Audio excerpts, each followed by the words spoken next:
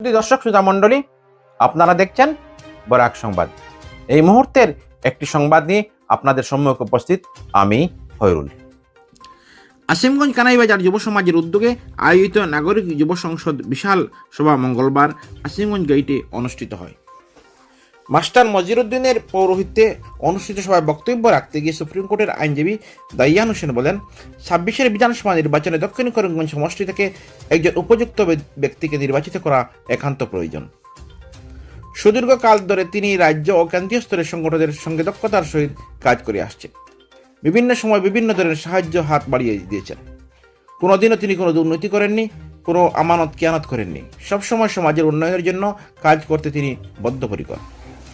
আগামী বিধানসভা নির্বাচনে তাকে বিধায়ক নির্বাচিত করলে দক্ষিণ করিমগঞ্জের সমষ্টির উন্নয়নে নিঃস্বার্থে কাজ করে যাবেন। বিশেষ করে মহিলাদের উচ্চশিক্ষার জন্য একটি মহিলা কলেজ স্থাপন করবেন, কৃষকদের ঘরে ঘরে আলো পৌঁছাবেন এবং একটি ফিশারি কলেজও স্থাপন করবেন। এজিপির করিমগঞ্জ জেলার প্রাক্তন জেলা সভাপতি জাকির হোসেন বলেন, দুঃখবাজির রাজনীতি শেষ। মিথ্যা প্রতিশ্রুতি দিয়ে জনগণের ভোটে নির্বাচিত হয়ে সরকারের কাছে বিক্রি হওয়া, এটা কোনো অবস্থাতেই মেনে নেওয়া যায় না। আগামী দিনে আবার মিত্রজোটের সরকার গঠন করবে। এবার সরাসরি মিত্রজোটের প্রার্থী তথা সুপ্রিম কোর্টের আইনজীবী দাইয়ান হোসেনকে নির্বাচিত করার আহ্বান জানান তিনি। সমাজসেবী আব্দুল বাসিত দাইয়ান হোসেনের ভূয়সী প্রশংসা করে বলেন, দাইয়ান একজন ভালো মনের মানুষ, সমাজের উন্নয়নের কাজে সবসময় অগ্রণী ভূমিকা পালন করে থাকেন।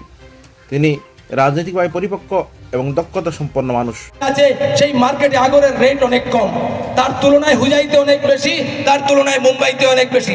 যদি আমরা এখানে আগরের ভালো মার্কেট করতে পারি, তাহলে দেশ বিদেশের কারবারিরা আমাদের এখান থেকে সে ডাইরেক্টলি প্রোডাক্ট কিনতে পারবে, আগর কিনতে পারবে। আরেকটা জিনিস, আপনারা পারফিউম ব্যবহার করেন, ডিওড্রেন্ট করেন, অন্যান্য পারফিউম ব্যবহার করেন মেড ইন প্যারিস। যদি পারফিউমের যে বানানোর যে ট্রেনিং, সেটা 1.5 থেকে 2 মাসের ট্রেনিং হয়। যদি আমি এই অঞ্চলের যুবকদেরকে সেই ট্রেনিং দেই, তাহলে এখানকার পারফিউম বনবে made in Asimganj perfume, made in Kanaibazar perfume. তাদেরকে ট্রেনিং এর ব্যবস্থা করে দেব।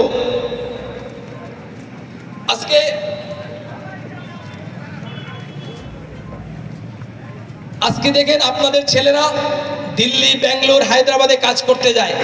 সে 8 পাস করেছে, 9 পাস করেছে, 10 পাস করেছে, কিন্তু আপনাদের ছেলের হাতে কম্পিউটার শিক্ষা না থাকার জন্য সে অনেক কম বেতন পাচ্ছে। যদি সেই ছেলেকে মন্দির কমিটি এবং মসজিদ কমিটির সাথে সংযুক্ত করে এমএলএ ফান্ডকে দিয়ে যদি আমরা সেখানে কম্পিউটার শিক্ষার ব্যবস্থা করে দেই, ইংরাজি শিক্ষার ব্যবস্থা করে দেই, সেই ছেলে যেখানে 15,000 বেতন পেত, তার বেতন গিয়ে হবে 25 থেকে 30,000। আর সেই ছেলে যখন দুবাইতে যাবে, তখন তার বেতন হবে 3,500 দিরহাম। সৌদি আরবে যখন যাবে, তখন 3,500 রিয়াল। আর শুধু যদি খালি হাতে যায় ডিগ্রি নিয়ে, তাহলে পাবে 800 আর 1,000 দিরহাম।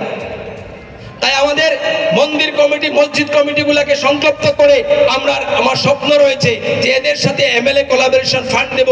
এমএলএ ফান্ড শুধু রাস্তা বানানোর জন্য নয়, রাস্তা বানানোর জন্য অনেক কাজ রয়েছে, অনেক ফান্ড রয়েছে।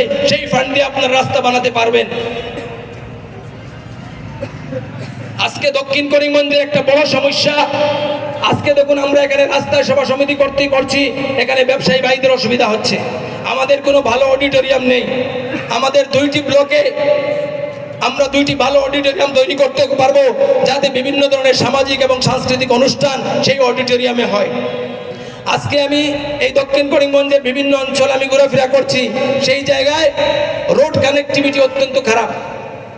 যদিও আছে রোডগুলো, সেই রোডগুলো কি হচ্ছে, একদম ফেটে গেছে, বুকের হাড় বেড়ে গেছে, ভেঙে গেছে।